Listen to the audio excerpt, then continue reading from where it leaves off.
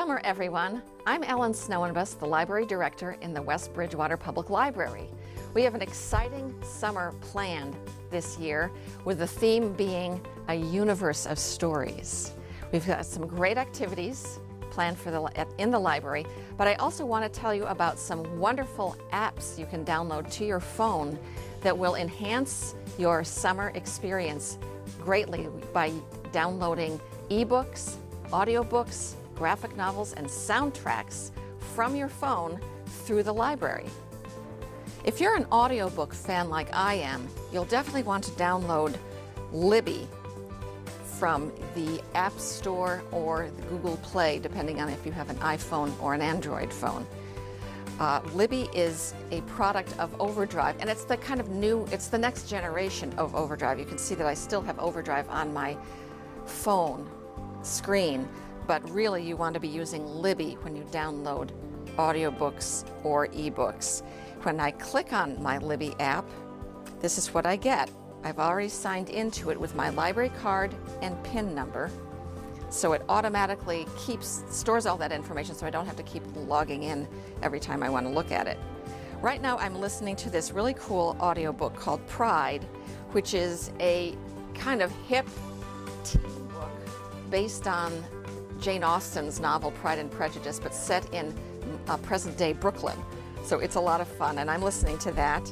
I also have a number of other books that I'm listening to. A Tree Grows in Brooklyn. And then if I go to my loan shelf, I can see that I have the Alan Gratz Grenade on my shelf. And these are things that I'm listening to. And you can, if you decide you really don't have time to listen, you can return it before its time comes up.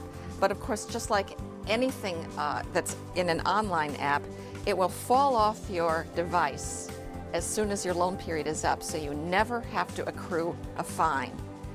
So that's really a really wonderful aspect. If you're a commuter, listening to an audiobook on your phone is a great way of passing the time. It handles any kind of boring commute you might have, or any sense of frustration that you might be getting from your commute. It doesn't take away necessarily from your ability to attend to the road, and you can be listening to a book as you drive along. If I want to manage a loan, I can click on this, and you can see that it's due on July 11th, and I can return it early if I finish, because there might be somebody else waiting for the book. But since I'm still really engrossed in it, obviously I won't do that. But you could do it if you finished it. And that's a handy thing to do. If you have any books on hold, you can borrow them. Here, these are my holds. I've got a couple of things on hold. I'm waiting for Dear Evan Hansen, and I'm waiting for Harbor Me by Jacqueline Woodson. Those are very popular, and I will have to wait for my place in line for that. You can see where they also tell you, this is really convenient, they give you an idea of how many weeks you may be waiting for a particular item. I placed my hold on Dear Evan Hansen quite a while ago, so I only have 2 more weeks to wait for that. Now that Jacqueline Woodson is very, very popular, and I have 8 weeks to wait for that. 8 weeks for the Sarah Maas book. So that's really convenient. You're wondering, when did I place it? How much time do I have to wait for it? And when can I expect to get it? You can always, if you get it some other way, you can always cancel it. So that's Libby, and it's just been a real lifesaver for me in terms of my commute. I know a lot of people use it, and they find it very satisfying. You can also go in and search the library. Say you don't want to, sometimes you know exactly the book you want to read, sometimes you really don't know. And so you might want to explore the books that are available and see what there is out there. You can explore by genre, what's popular, what's next. Here's a big one, what's available? Sometimes you just want to know what available audiobooks are there. And these are the ones that are available right now. You can borrow these immediately. So if I wanted to borrow this Kristen Hanna book, The Great Alone, which I've read, but still, as an example, you just click Borrow, You can get it for 2 weeks, 14 days. You click on borrow at the bottom, and now it's searching for it and it's downloading. You can see the little ticker on the clock ticker on the right-hand side, or the left-hand side, and that's in the state of download. It may take a few minutes to download depending on how strong your Wi-Fi service is. We're in a room in the library, and I think the signal is a little bit weak.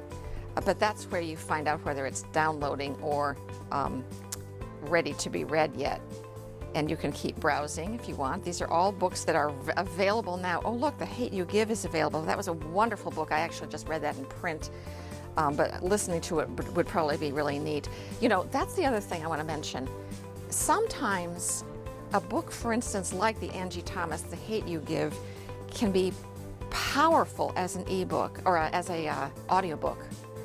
In some ways almost more powerful than reading it, because the author frequently reads it, or someone who really has that mannerism that the author might be injecting into the book in terms of the narration. So sometimes the audiobook is a wonderful way to experience the author's true message, as opposed to just reading the book in either print or as an ebook. So I do highly recommend people look at reading a book as an audiobook, especially one that might have a certain accent or a certain mannerism that you may want to capture to experience the book in its fullest form. So that's the Libby app, and I hope you all enjoy it and use it for ebooks or for audiobooks as you will.